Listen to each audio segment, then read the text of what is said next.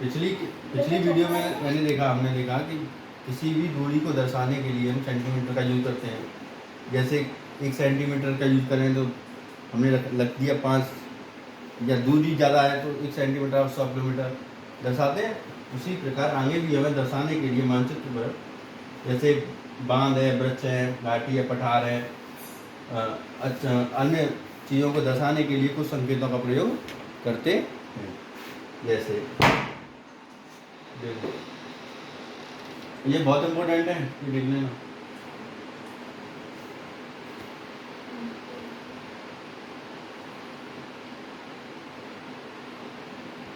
आप किसी भी दिशाओं के बारे में नहीं पूछ सकते, तब आप इन चिन्हों की सहायता से मानचित्र से जानकारी प्राप्त कर सकते हैं। मानचित्र में विश्वव्यापी भाषा होती है। कैसी भाषा होती है? विश्वव्यापी होती है, जो सब जगह एक जैसी रहेगी, जिसे आप आसानी से समझ सकते हैं। इन प्रतीकों का प्रयोग संबंध एक अंतर्राष्ट्रीय सहमति से होता है। ये रूढ़ प्रतीक होते हैं। कैसे होते हैं? रूढ़ प्रतीक, मतलब इनको बदला नहीं जा सकता है। देखिए, इसी प्रकार जलाशय को नीला, जलाशय को किससे प्रदर्शित करेंगे? नीले से। पर्वत को भूरे से। पठार को पीले से।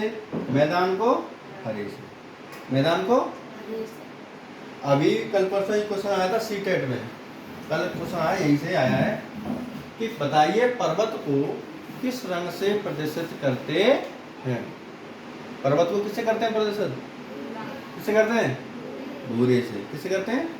भूरे से। ये तो ध्यान में रखना, ठीक है। और देखिए इसमें कुछ दिया हुआ है, देखो रेलवे स्टेशन के लिए क्या है? ट्रेन है।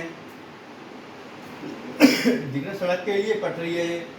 सीमा डॉट डॉट, साफ नहीं दिख रहा होगा तुम्हें। नदी, कुआं, तालाब, पुल के लिए ये सब ये चिन्ह है। ये मंदिर, गिरजाघर, और ये सब मंदिर बनना है, गिरजाघर बनना है, मस्जिद बननी है, इन प्रतीक हैं ये नक्शे में। पोस्ट ऑफिस, पोस्ट ऑफिस का पूछा जाता है, क्या लिखा होगा वहाँ? पीओ। पोस्ट एवं telephone office PTO. Police station PS. तो ये सब चीज़ें क्या है? ये चिन्ह है। योजना या खाका प्लान, योजना या खाका प्लान क्या होता है? कभी कभी छोटे स्थान को विस्तार से दर्शाने की आवश्यकता होती है। कभी कभी क्या होता है कि छोटा स्थान है, उसे विस्तार से दर्शाने की आवश्यकता होती है। इसके लिए योजना बनानी पड़ती है। एक योजना किसी भवन या कमरा या अथवा किसी छोटे क्षेत्र का खींचा हुआ बाहर स्वरूप होता है, जैसे किसी घर या कक्षा या बाजार का खाका तैयार किया जाता है। इस प्रकार एक बड़े पैमाने वाले मानचित्र से बहुत सारी जानकारियाँ प्राप्त हो जाती हैं। किसी कमरे की लंबाई और चौड़ाई का रूपरेखा बनाना है तो किसी कमरे की लंबाई और चौड़ाई रूपरेखा बनाना, यदि कोई मानचित्र पैमाना मानकर बनाया जाता है तो इसे निश्चित जानकारी प्राप्त कर सकते हैं। ये है। और आगे देखिए, जैसे हम किसी स्थान या मकान की स्थिति के विषय में जल्दी जानकारी चाहते हैं, हम किसी मकान या स्थिति की जल्दी जानकारी चाहते हैं, तो हमें उसके लिए बिना माप के एक रूपरेखा खींचकर बता सकते हैं। आइए ऐसा एक रूपरेखा दीजिए, निर्देशों के आधार पर बनाते हैं। उत्तर दिशा कागज में, उत्तर दिशा कागज के ऊपर की ओर होता है। उत्तर दिशा कागज में कहाँ होगा? ऊपर की ओर। मोहन ने श्याम को अपने घर जन्मदिन पर आमंत्रित किया। इससे पहले मोहन के घर का श्याम कभी नहीं गया था। मोहन ने क्या किया कि श्याम के लिए निमंत्रण भेजा और श्याम मोहन के कभी घर गया ही नहीं था, गया नहीं था।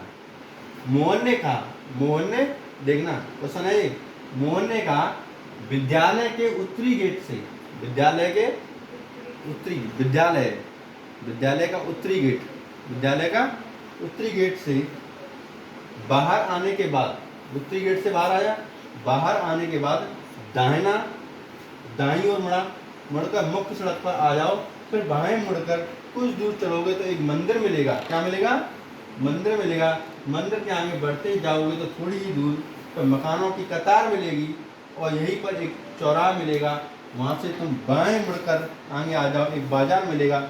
मेरा घर बाजार के दूसरी ओर छोर पर है। वो कभी घर गया तो नहीं था, उसने क्या दिया? संकेत दिया। क्या दिया? संकेत दिया और दिशाएं बताई उसने। देखिए, विद्यालय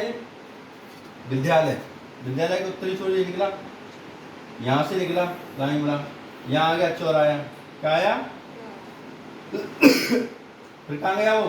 बाजार की तरफ। कहाँ गया? बाजार की तरफ, और बाजार की तरफ भी मोहन का इधर ही घर है। यहाँ मिल गया घर उसको? नहीं मिला? मिल गया। मिलना भी चाहिए,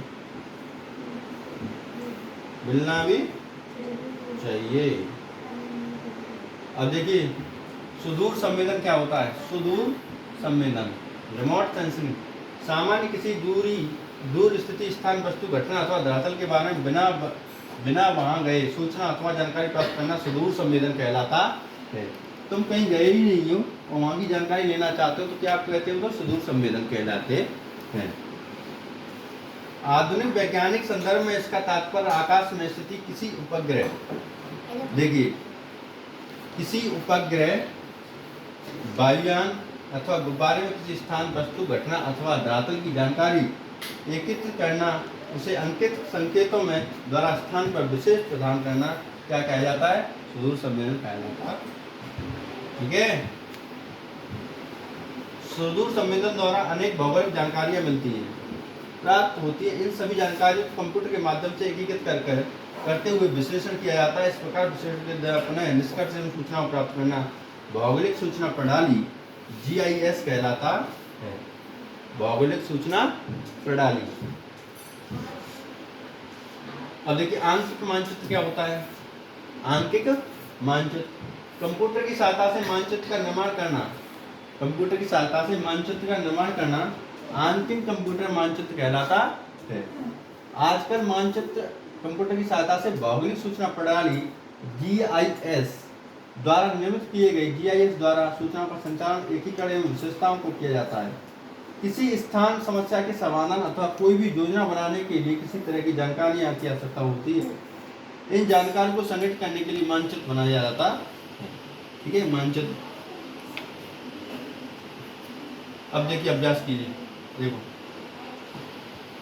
अब बताओ मानचित्र क्या है। मानचित्र के दो प्रयोग लिखिए, लिख दोगे? मानचित्र क्या है? मानचित्र के दो प्रयोग लिख देना। मानचित्र में उत्तर दिशा इधर प्रदर्शित की जाती है, बताना। उत्तर दिशा लोग पहले के कैसे जानते थे? उत्तर दिशा में कौन निकलता है? कौन सा तारा? कौन सा? ध्रुव तारा। रूढ़ प्रतीकों का मानव चिन्हों में क्या है? मैं तो रूढ़ प्रतीकों का मतलब है जो नॉट चेंजेबल हो, जैसे पठार, पर्वत, जलाशय, इनके कभी चेंज नहीं होंगे प्रतीक, तो उनको कहते हैं रूढ़ प्रतीक। सूर्य के माध्यम से चारों दिशाओं को बताइए। अपनी अभ्यास पुस्तिका में लिखिए। चारों अभ्यास दिशा होगा उत्तर, पूर्व, पश्चिम, दक्षिण, उसके बीच की दिशाएं भी बतानी है। ठीक है, अभ्यास है ये। मानचित्र और रूपरेखा में अंतर बताइए, बता देना। मानचित्र में पैमाना क्या है? पैमाना मतलब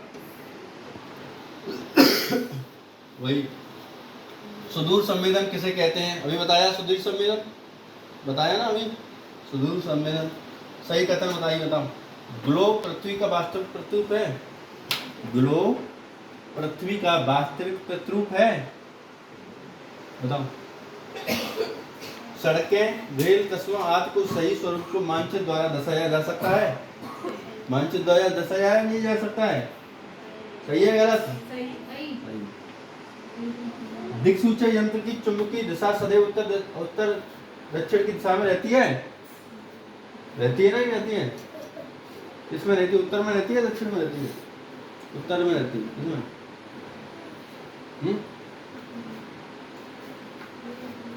बताओ। मानचित्र का नीचे का सिरा उत्तर दिशा में होता है। उत्तर दिशा में, उत्तर दिशा किधर होती है? ऊपर। मानचित्र का नीचे का सिरा किसमें रहता है? दक्षिण में। किसमें रहता है? गलत। बताओ, पर्वत और पठार कौन से मानचित्र में आते हैं? हैं? भूराज में आएंगे। राज्यों की सीमा अभी बताई थी ऊपर, किसमें आएगी? पिछले वीडियो में बताई थी। वर्षा का वितरण किसमें आएगा? भूमि का उपयोग का क्षेत्र बताओ। ये सब करना है, ठीक है? पढ़ा दिया। नहीं समझ में आए तो वीडियो देखना दोबारा 2-3 बार करके आना। ये एक्सरसाइज करनी है। फिर आगे